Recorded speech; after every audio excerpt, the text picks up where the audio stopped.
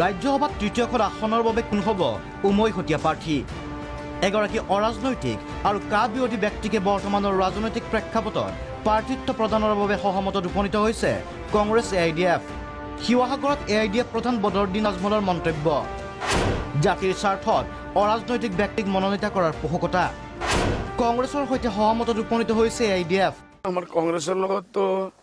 এইটো এতিয়ালৈকে বুজাবুজি হৈছে যে আমি কোনো এজন উমৈহতীয়া প্ৰাৰ্থী দিম জয়েণ্টলি যে আমি নন পলিটিকেল কোনো এজন মানুহক দিব লাগে না UDFৰ না কংগ্ৰেছৰ বেনাৰত জাতিৰ লগত কা বিৰোধী উমৈহতীয়া প্ৰাৰ্থীৰ নাম আজমলে প্ৰকাশ নকৰিলেও বিশিষ্ট সাংবাদিক তথা কা বিৰোধী আন্দোলনত নামি সক্ৰিয় ভূমিকা লোৱা অজিত কুমাৰ ভূঞাৰ প্ৰাৰ্থিত্ব প্ৰায় নিশ্চিত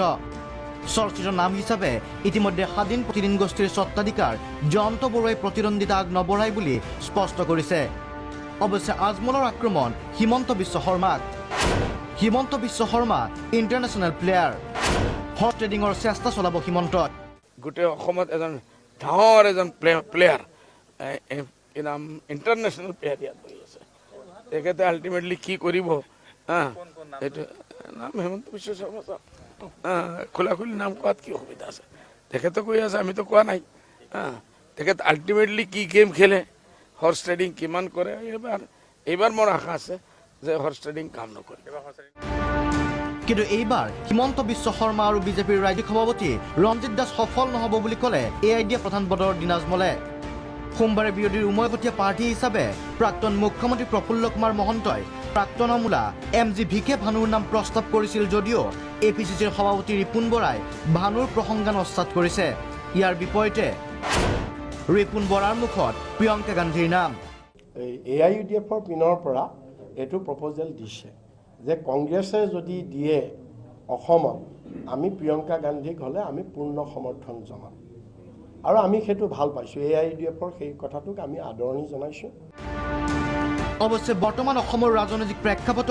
অসমৰ পৰা খালী হোৱা আসনত অসমৰ খিলঞ্জীয়া অৰাজনৈতিক গণতান্ত্ৰিক ধাৰাত বিশ্বাসী ব্যক্তিক টিকট প্ৰদানেৰে 2021 ৰাইজৰ ওচৰ চপাত কংগ্ৰেছৰ বাবে সহায়ক হ'ব সেই সুযোগো কংগ্ৰেছে হেৰুৱালে হাতৰ কোঠাত ভৰিত মৰাৰ দৰে হ'ব বুলি ৰাজনৈতিক মহলত চৰ্চিত হৈছে সেই প্ৰাৰ্থিত্বৰ দৌৰত সবল স্থিতিত অজিত কুমাৰ ভূঞা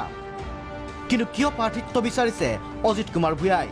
মই এইটো কথা স্পষ্ট কৰি দিব খুজিছোঁ যে আন্দোলনৰে এটা অংশ তাৰমানে যিটো আন্দোলন কা বিৰোধী আন্দোলন চলি আছে